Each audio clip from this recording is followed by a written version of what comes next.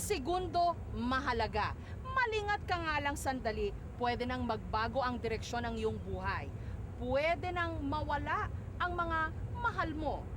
Pero dito po sa reunions, bawat sandali patungo sa mga madamdaming pagtatagpo. Magandang gabi po. Ako si Jessica Soho. Tunghayan natin ang mga istoryang magpapaiyak, magpapangiti at magpapalukso ng ating dugo. Ito ang Reunions. Come steer your lacing feet, the drum is sounding a beat. Tonight on Reunions, isang palaboy na pinagdidirihan, iniiwasan at hindi makatakas sa mapanghusgang tingin ng lipunan. Siguro dahil sa itsura niya, kaya parang pinagkakatuwaan siya ng mga bata. Pero pinagsasabihan naman ng mga tao dito na huwag niyo lolokohin niya kasi mabait. Isang ina lang daw ang lubos sa kanyang makakaunawa. Ang kanyang ina, nahanap namin kahit milya-milya ang layo nila sa isa't isa. Sana maalala mo pa rin kami. Sana magkasama tayong muli. Sana nasa maayos kang kalagayan. Kumakain. May mga bagay na hindi lubusang naiintindihan ng murang isipan. Dahilan para maglayas ang isang paslit, ngunit malayo man sa mga magulang. Ito pa rin ang mga ibinubulong ng puso't isipan. Bakit mo sinusulat yung pangalan ng papa mo? Kasi po, hindi ko po makalimutan. Lahat ng yan ngayong gabi, dito sa Reunions.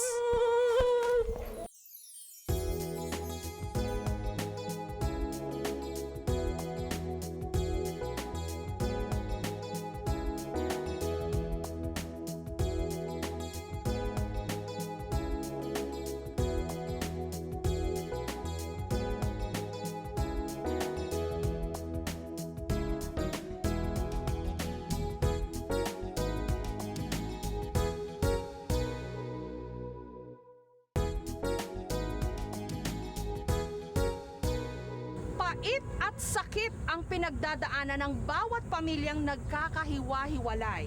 Pero bawat pamilya namang nabubuo ang kapalit, kasiyahang walang pagsidlan. Isang linggo na lang, pasukan na. Kaya ang mga mami, busy sa pamimili at pag-aayos ng gagamiting school supplies ng kanilang mga anak.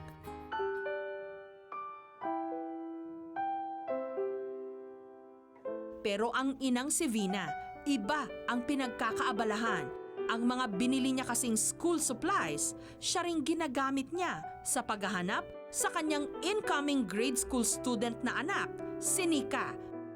Mag-iisang buwan na ngayong nawawala. Kwento ni Vina, pansamantala niyang inihabilin si Nika sa tiyahin nito sa Batasan. Mula kasi sa Taguig, lilipat na rin sila sa Batasan sa mga susunod na buwan. Pinagplanuhan po na yung mag-asawa na dalhin po siya sa tita niya. Kasi po, para doon na nga po siya permanently na po siya maka-enroll sa Batasan. Habol. Linggo-linggo naman daw nilang dinadalaw si Nika para hindi ito ma-homesick. Every Sunday, pinupuntahan po namin siya. Pinupuntahan siya. Yun nga lang, hindi talaga mawala sa eksena yung pag-uuwi kami ng Sunday ng hapon. Umiiyak po talaga siya. Pero nung huling beses na nakita ni Vina ang anak, tila nagpapahiwatig na pala ito na merong hindi magandang magaganap. Niyakap po niya ako ng mahigpit. Sabay sabi niya na, Mama, sabi niya, tandaan niyo po, mahal na mahal ko po kayo. Sabi po niya ng gano'n. Hindi ko alam na yun na pala yung huling yakap niya sa akin. Kasi nung Thursday po ng tanghali, nalaman na po namin na lumayas daw po siya nung May 7 na madaling araw. Mahanap ko po si Ang pinag-iwanan kay Nika, ang tiyahin niyang si Angie. Idinitalya niya sa amin kung paano nawala ang kanyang pamangkin. Sinabi niya, basta lalayas ako dito. Sabi ko, hindi ko naman po in-speak na lalayas talaga siya. Kasi nga, sa edad niyang, murang edad niya, magawa niya yon. Kahit nawala si Nika sa puder ni Angie, wala namang sama ng loob ang asawa ni Vina na si Ronito. Hindi ko po sinisi yung ate ko dahil hindi naman siya yung baga, kung ano sa akin, ganon din sa anak ko. Sa halos isang buwan na pagkawala ng kanilang si Nika, pati raw pagtatrabaho niya, apektado. Yung isip ko, hindi na sa trabaho, kundi kung saan ko pupuntahan yung anak ko na para makita ko. Kaya yung minsan hindi ako papasok ng trabaho para maghanap lang ako sa kanya. Nag-aalala rin si Vina sa pag-aaral ng kanyang anak, lalo na't magpapasukan na. Sayang nga raw, lalo pat marami nang natutunan sa eskwela ang kanyang anak, kasama na ang pagsusulat. Ito ang mga sulat kamay ng anak ko. Hindi, makikilala ko talaga. Kasi ako ang nagturo sa kanya nito, magsulat. Kaya ngayon, nililibot nila ang buong kamay nilaan, mahanap lang si Nika. Tinatanong ko na nga kung ano kaya klaseng uniform ng ate. Tulad niyan, paano ako makakapag-umpisa mag-ano sa kanya? Hindi ko nga po siya Hindi ko pa rin po siya nahanap eh.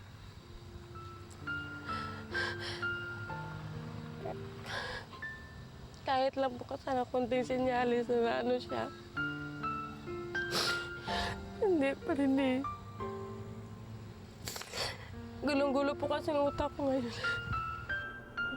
Kahit ang pangalawang kapatid ni Nika na si Kyla, nangungulila rin sa kanyang ate. Nak, kung narinig mo ako, papa mo to. Kung nakita mo ako sa TV, tandaan mo po yung tatay mo. Dahil, ano po, kung sino po ang nakadampot sa anak ko, sana po isaulin yung... Nak, Nika, si Mama ito, Nak. Umuwi ka na, Nak. Kung sino man nakadampot sa'yo, pakiusap mo. Nawawala na si Mama ng lakas maghanap sa'yo, Nak. Hinahanap ka ng mga kapatid mo. Umuwi ka na, Nak. Hinahanap ka na namin ni Papa. Hindi ka na namin iiwan kahit saan, Nak. Ayon sa mag-asawang Ronito at Vina, Veronica Nemis ang buong pangalan ng kanilang anak. 6 years old na raw ito ngayon. Mahaba ang buhok at may pagkabibo. Agad na nagplano ang aming team.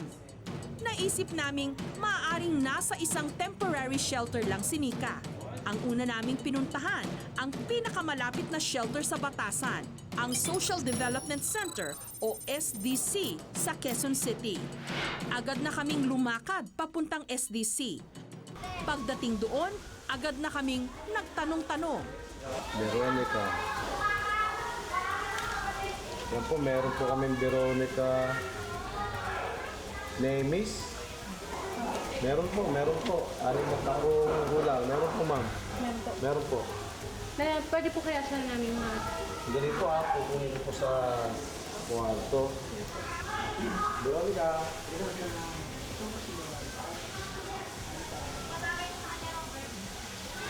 Ito po. Ikaw si Veronica? Ano pangalan ng mama mo?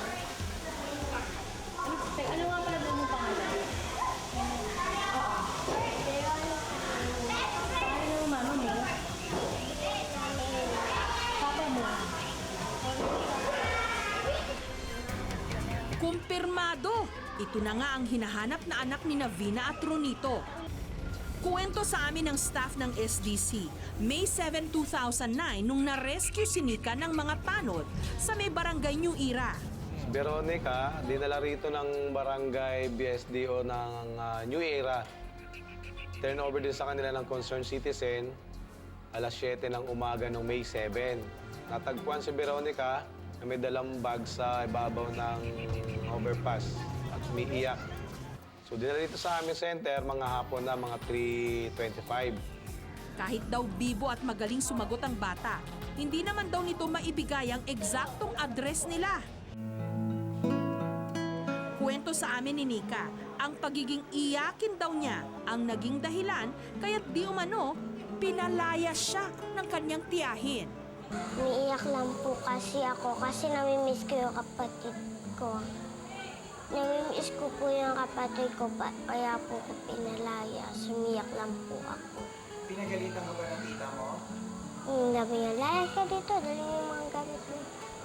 Di umano, pinalaya siya ng kanyang tiyahin.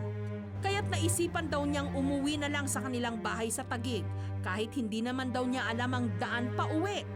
Alam mo ba yung daan pa uwi sa inyo? Hindi, kasi yung nasusuka ako doon sa sa bat.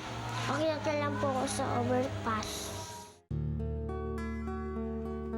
Sa halos isang buwan niyang pamamalagi dito sa shelter, namimiss na raw ni Nika ang kanyang pamilya. Yung mga kapatid ko, 3 po kami magkakapatid. Namimiss ko po silang 2 kasi mahal namin at isa't isa.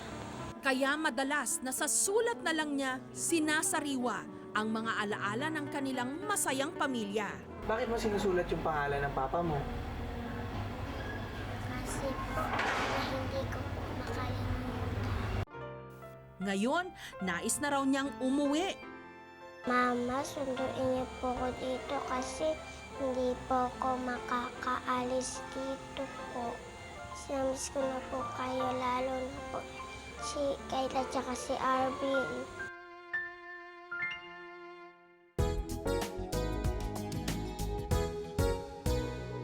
Up next,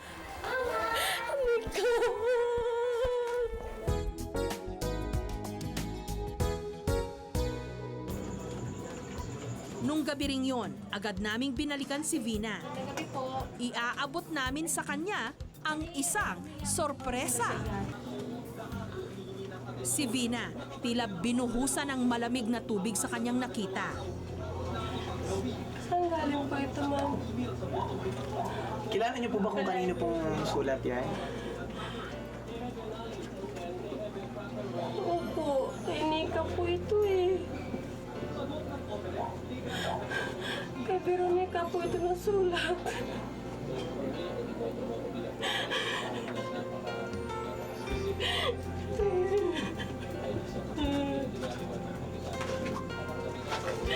Kay Nika yung sulat ko.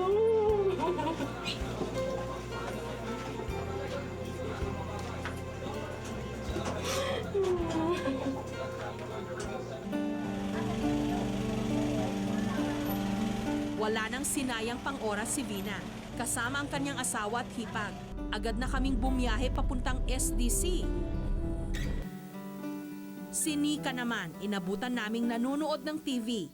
Walang kamalay-malay na heto, susunduin na siya ng kanyang pamilya.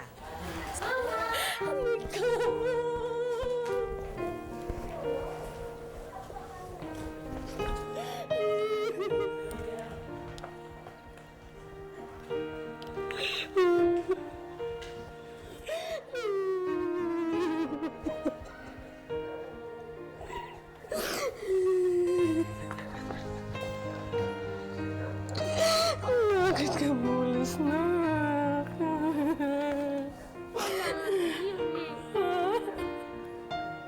Hindi makanausap ka ni Mama. Si Nika, tanging mga iyak lang ang naisagot sa kanyang ina. Anak mo. Si Papa. Si Papa na ko.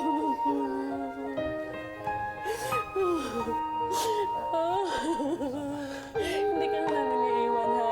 Inilabas na rin ni Nika ang kanyang saloobin. Ako, alis na dito. Ako eh. Ah, sige, doon na kami. Nandoon na kaya kami. Binalikan ka namin, di ba? Ha? Ha? Si Nanay Angie, oh. Si Nanay, oh. Nanay, ayun si Nanay. Si Nika, ayaw pa ring lumapit sa kanyang tita Angie. Matigas ang damdamin ng bata. Pinaalis ba kita? Di ba hindi? Na? Di ba hindi? Hinahanap kita eh. Kung saan-saan kami nakarating, hindi ka namin makita. Pero sa bandang huli, tinunaw na rin ang pagpapakumbaba ang puso ng bata.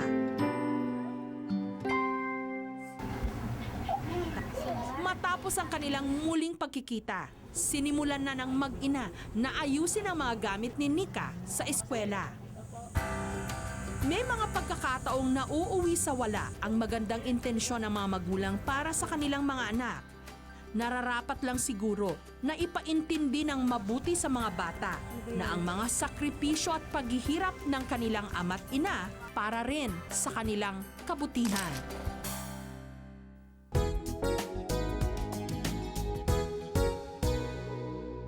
Up next, isang palaboy na pinandidirihan, iniiwasan at hindi makatakas sa mapanghusgang tingin ng lipunan. Kasi siguro dahil sa itsura niya, kaya parang pinagkakatuwaan siya ng mga bata. Pero pinagkasabihan naman ng mga tao dito na huwag nilolokohin niya kasi mabait. Marami sa atin umiiwas sa mga palaboy, lalo na yung mga may problema sa pag-iisip. Kaya naman tunay na kahanga-hanga ang mga nagkukusang tumulong sa kanilang higit na nangangailangan ng ating pangunawa. Ordinaryong tanawin na para sa mga tiga Emmanuel II dito sa Cavite ang madalas na paglublob sa kanal ng palaboy na ito. Si Christopher, 23 anyos. Come steer your lacing feet, the drum is sounding a beat. I hear the clanging gong and tramping feet of a strong. Sing high, high. Gusto niya dyan siya. Kahit iniigiban siya ng manugang ko ng tubig, pinapaliguan siya rito eh. Hindi naman ganito kakadumi yung tinira niya una dito eh. Siya na lang nagdumi. Ayaw talaga, gusto niya talaga sa kanal. Pero hindi raw talaga tiga Emmanuel II si Christopher. Mga bandang Agosto lang nung nakaraang taon nung una nila itong nasilayan. Talagang madungis ho siya, talagang taong grasa. Tapos binigyan ho namin siya ng damit. Kaya ayaw pa nga ho niya magpalit ng paborito niya yung suot niya eh. Hindi rin daw nila makumpirma kung may kapansanan ito sa pag-iisip. May mga pagkakataon kasing nakakausap naman daw nila ito ng matino. Tinanong ko kung anong pangalan niya. Sabi niya, Christopher. Tapos ang apelyido niya raw, Christopher Midea. Ano na raw siya, 23 years old. Ang bakanting loting ito ang nagsilbing bahay ni Christopher sa loob ng ilang buwan. Biping saksi kung paano siya trinato ng iba. Kasi siguro dahil sa itsura niya, kaya parang pinagkakatuwaan siya ng mga bata. Pero pinagkasabihan naman ng mga tao dito na huwag nilolokohin niya kasi mabait. Kahit dalaga, kahit binata, kahit matanda. Mabuti na lang at may pamilyang binigyan si Christopher ng masisilungan. Ang pamilya ni Mark. Walang panghusga na pumasok sa isip ko na ano. Basta ang sa akin, mabait naman siya eh. Madali siya makapalagayan ng loob. Hindi mo maiwasan minsan yung mga bata naglalaro doon. Halimbawa magsawa sa ibang laro nila. Pag nakita nila si Christopher pagdidripan nila, batuin o kaya asarin. Kaya mas maganda yung nandito siya. Parang parte ng araw ng kanilang pamilya si Christopher. Hindi kami natatakot, basta ang nananaig sa amin awa. Kasi pinagbabato sila doon sa tirahan niya na puro naman bata na nagluloko, minsan may mga adik pa. Kaya nga sabi ni Sandy ng anak ko, hanapin na ang magulang nito, baka hinahanap din nakakaawa. Sinubukan namin kausapin siya. Ang buong pangalan po ng mother ko, her name is Maria Salvacion Badukdu. Taga saan ka Tungkol ba? sa buhay namin sa pamilya. Taga Bulacan po sa San Jose del Monte sa Nawasa po sa Barangay Graceville. Hindi man gaanong nagsasalita, nararamdaman naming nasasabik na rin siya sa kanyang pamilya. Nay, nasa mabuti naman po akong kalagayan. Wag naman po sana na masadong magpakaalala po sa akin kasi po malaki na ako, pero wag kayong mag-alala, nasa mabuti naman po akong kalagayan, maayos naman po ako. Sa pagsasaliksik ng aming grupo, nakumpirma naming may barangay Graceville nga sa San Jose del Monte, Bulacan. Dito na kami agad umaksyon.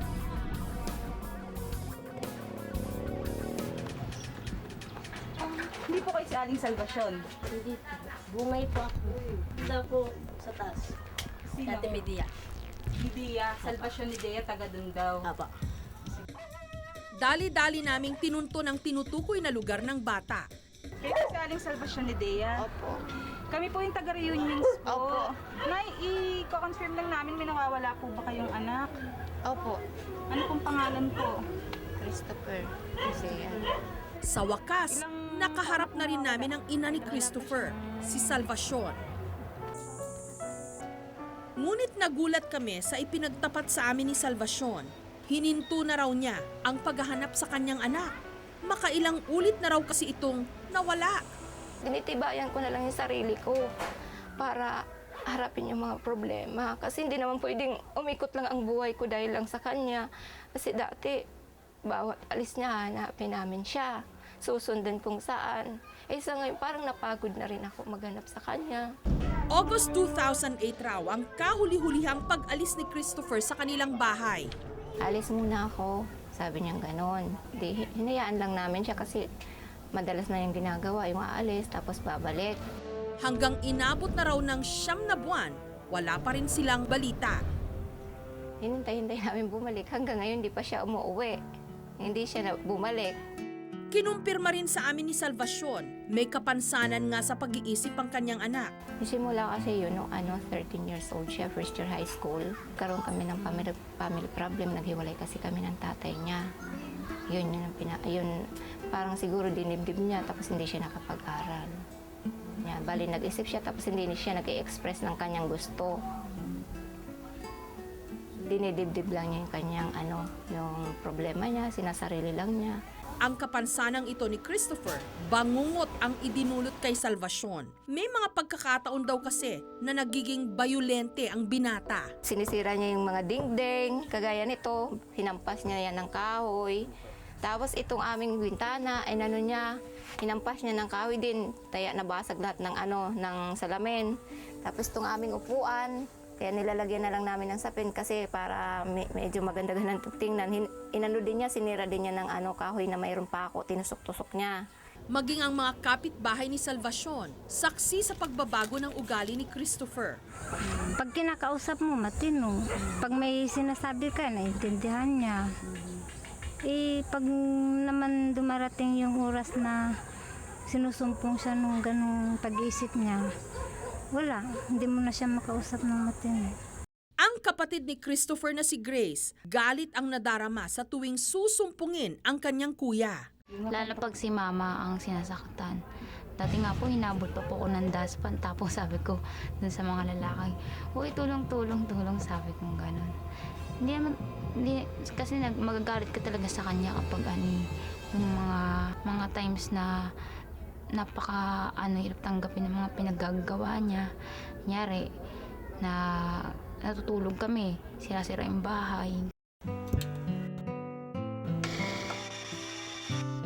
Pero namimiss pa rin daw ni Grace ang kanyang kuya. Naalala ko siya lagi every times na makakarinig ako ng Christian songs kasi mahilig siyang kumanta ng Christian songs eh. Nakakatuwa kasi siya kumanta ang lambing tapos with sayaw-sayaw pa. Nakakatuwa. Pero sabi nga nila, ang ina mananatiling ina, handa laging umunawa sa kanyang anak. Wala naman ako magawa kundi tanggapin. Kaya nga sabi ko kung may kwan lang ako gusto ko isang click lang sana gagaling siya kaya lang wala man ako magawa Lahat yan, siyempre natanggap ko kasi anak ko pa rin siya kahit anong mangyari. Kaya't sa pamamagitan ng reunions, isang mensahe ang nais ipaabot ni Salvacion kay Christopher. Christopher, kung saan ka man ngayon, sana maalala mo pa rin kami. Sana magkasama tayong muli. Sana nasa maayos kang kalagayan. Makain.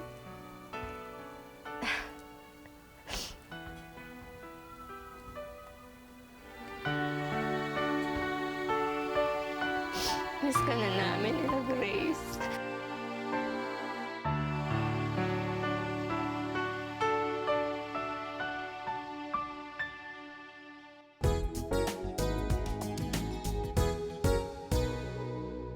Up next, si Christopher naman nung mga oras na yon, abala sa pagliligpit ng kanyang mga gamit. Para bang natutunugan niya na malapit na siyang sunduin ng kanyang ina.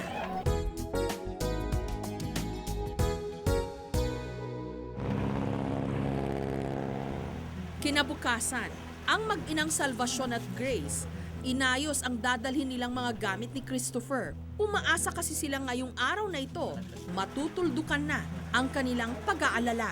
Dati kasi pag hinahanap namin talaga siya, nagdadala na talaga akong damit, tsaka tinapay. Kung mayroong kanin, magdadala na. Kasi pag makita siya, pabibihisin ko na siya, tapos papakainin. Bago, iyayain ko na siyang umuwi. Wala na kaming sinayang pang oras. Agad na naming isinama ang mag-inang Salvacion at Grace papuntang Cavite. Habang nasa biyahe, isang CD ang ipinarinig namin sa kanila. Buhay man ng tao'y tulad din ng mula. Ngayon'y naririto at pagdakay nawawala. Anong pakinabang na lahat? Christopher. Kasi matagal ko nang hindi naririnig siyang kumakanta. Mahilig ko siya kasing kumanta ng mga makalangit na awitin.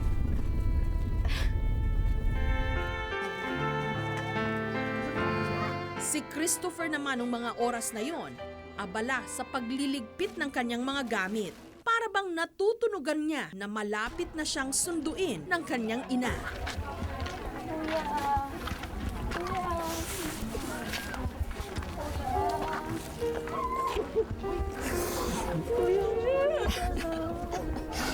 Oo, ako naman. Tanggalin mo na itong damit mo. Oo, ako naman. Isan mo yung damit mo. Ano nagawa mo dito? Uwi ka na sa atin, ha? Tanggalin mo na yan. Huwag ko nang magsuot niyan. Sige na. Meron kami pasalubong sa'yo na tinapay. Di ba gusto mo na tinapay, Gabi? Sige na. Kain ka ng tinapay, ha? Oo, tsaka yung damit mo. Tingnan mo ang buhok mo, oh. Gugupitan kita, ha? May dala kaming damit mo. Dinalang ka namin ng damit. Tanggalin mo itong damit mo. Dali na. Meron naman akong damit, okay naman. Hindi, palitan natin yung damit mo kasi uuwi na tayo, di ba? Sige na. Hindi ka na. Sige na. Namimiss ka na namin. Di ba kumakanta ka lagi? Nung mga sandaling yon, umiral na ang pagiging ina ni Salvacion. Dala na rin marahil ng kanyang sakit, wari bang hindi naintindihan ni Christopher ang pag-aalalang idinulot niya sa kanyang pamilya. Namiss mo rin kami? Namimiss naman po. So kung saan namimiss lang, pero parang nawawala rin yung pag sa namimiss. Para kasi madali lang mawala rin. Ay, ganun ba yun? Sanay ka na? Sanay ka na wala, hindi ka namin kasama, hindi mo kami kasama. Sanay pa. Sa kabila nito, pilit pa rin inunawa ni Salvacion ang kanyang anak. Naalala kita lagi pag wala ka sa bahay. Pag kumakain kami, sabi ko sana kumakain ka rin. Minsan dito rin nag-aalaga. Kinuha na rin ni Salvacion ang oportunidad para magpasalamat sa mga taong kumalinga sa kanyang anak. Salamat sa inyo, Nay, ha? Salamat sa inyo lahat. Mabuti kasi kawawa. Taki na, Nanay. Salamat. Maraming salamat po sa Magpakabait ka, huwag mo iwanan si mama mo at yung kapatid mo. Sa pagtatapos ng araw na ito, wari bang ililigpit na rin ni Christopher ang 9 na buwan niyang pamamalagi sa lugar na ito. Masaya ako, nakita namin siya. Tinulungan niyo kami na mahanap siya. Salamat sa mga taong nagmalasakit na binibigyan siya ng pagkain at saka damit. Alis na tayo.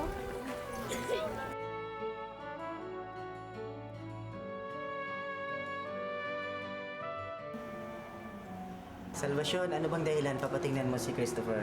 Kinabukasan, sinamahan namin ang mag-inang Salvacion at Christopher sa isang psychiatrist. Nais kasi naming malaman kung ano ang pinakamagandang gawin sa kaso ng binata. Sa tingin ko, ang kanyang karamdaman would fall under schizophrenia.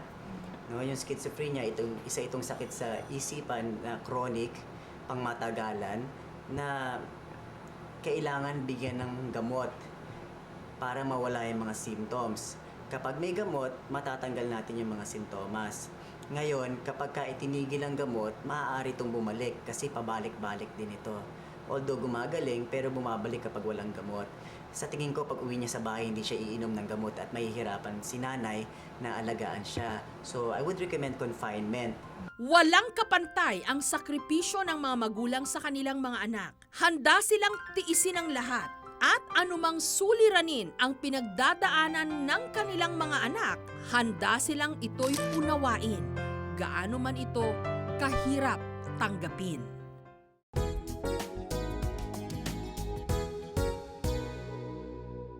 Narito po ang mga kasong inilapit sa aming programa.